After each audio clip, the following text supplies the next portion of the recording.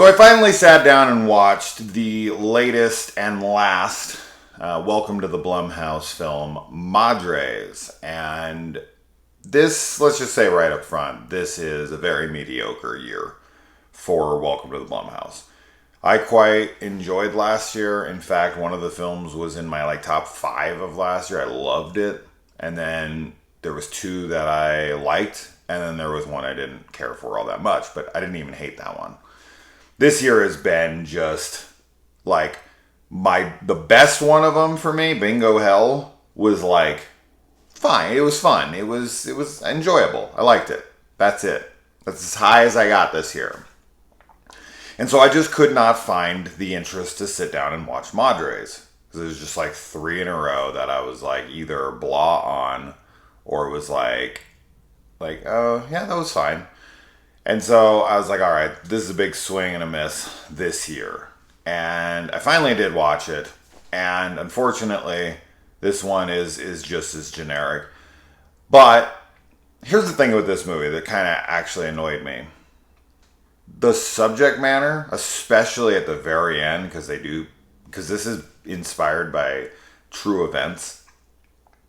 The subject matter is insanely important and tragic, and I feel like the film needed to be much, much better to convey the message they were trying to send with this film.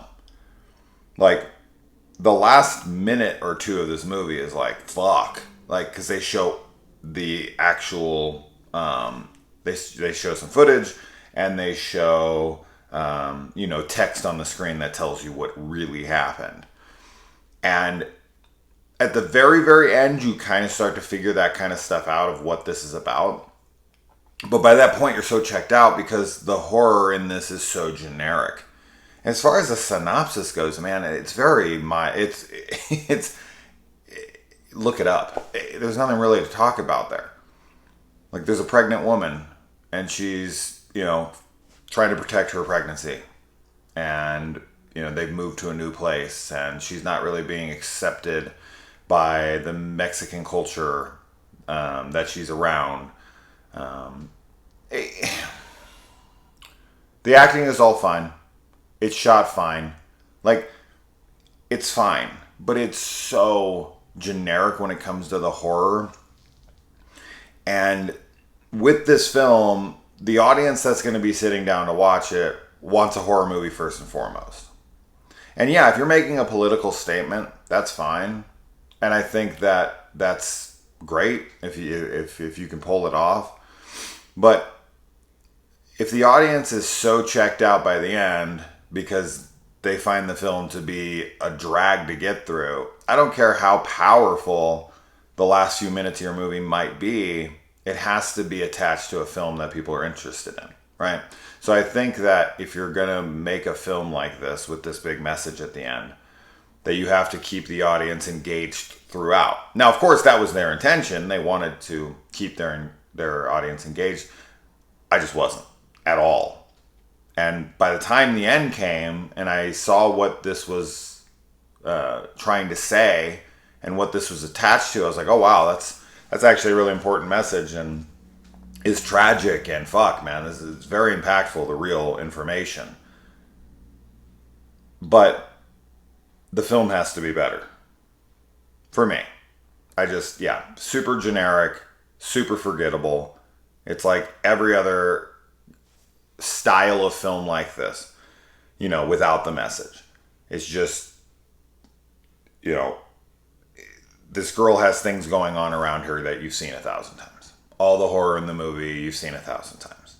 It's a super straight across the board generic film. So the message just gets lost because the audience is so disengaged by that point. So the ending actually kind of hurt the film, even though I think it's its strongest moment. It hurt the film because it just made me realize how much of a failure the rest of the film was leading us up until that point. So that's a shame. And it's a shame because I feel like the actors and everyone did their job fine. It's just, the director, I suppose, Whoever's in charge of making this a compelling film, the writer and the director together, it just didn't work. So, very disappointing year for Welcome to the Blumhouse, and I guess this is it, right? They said 8 films. We got all 8 now.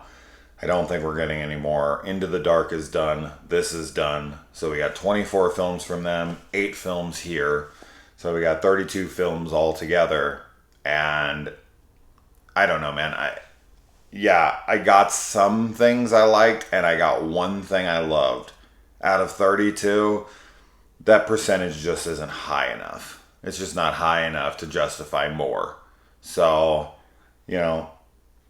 if they make more, I'll probably watch them, but I'm not wanting them to at this point. I don't feel any reason for them to get back to it. But, I'm going to see Halloween Kills tonight. Very excited for that. That's a Blumhouse thing. And then we just got the trailer for The Black Phone with Ethan Hawke. That looks fucking great. So, and then Jason Blum was just interviewed about possibly doing a follow-up to Halloween 3 Season of the Witch, which he's interested in. So it's not like Blumhouse. I already did a video just the other day going through every single Blumhouse release and talking about whether or not I thought it was good, that I was indifferent, or that it was bad. And it was mostly good or indifferent and very little bad.